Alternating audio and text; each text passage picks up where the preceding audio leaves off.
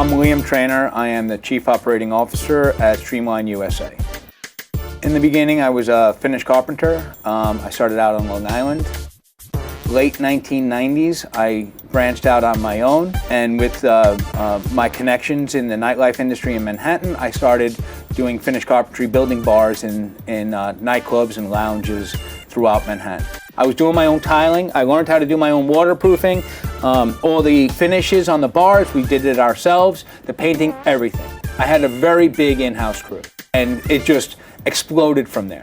All through the 2000s, if there was a club or if there was a lounge or food and beverage in a hotel that was being built, I had my hands in it one way or another.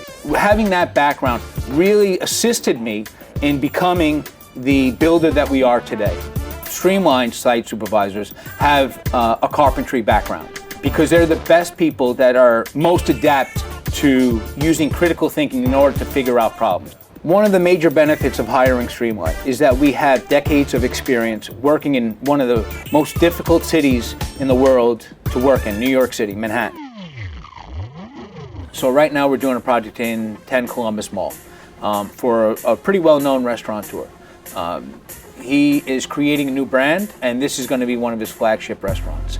Now, this one here, because of it's one of his first ones of this type of restaurant, he's working through some of the design elements as we build.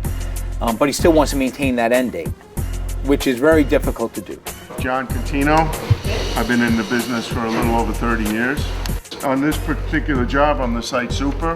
I manage approximately 50 to 70 guys a day. So this job is really a design build. We've done more designs and field conditions here than I've done on any other job I've ever done. So for this project at 10 Columbus Mall, the vision for this is Romanesque. Very big ornate columns with capitals that you would find in Rome. There's huge sculptures that, once again, you would find in Greece. There is old world finishes on the walls, stucco. It's very beautiful, very ornate. There's a grotto leading into the women's bathroom with a fountain. There's this huge sculpture of like a Greek god behind the main bar. There's a lot of tile, a lot of stone, natural stone that all got shipped over from Europe. The ceiling elements of these restaurants are one very big design element, and they're usually very ornate. When you walk into the front door of 406 Broome Street, which is another restaurant we're doing downtown, you're going to immediately notice the ceiling, the reclaimed wood and the beams on the ceiling. We have reclaimed wood on the die of the bar. We have a cast-in-place poured concrete bar top, and there's going to be this huge tree structure right there in the middle of the space, integrated into the bar front. I'm Jamie Mulholland, and we're in Ketchy Shuby in downtown New York City. We wanted two separate looks but tied in by feeling between the two floors.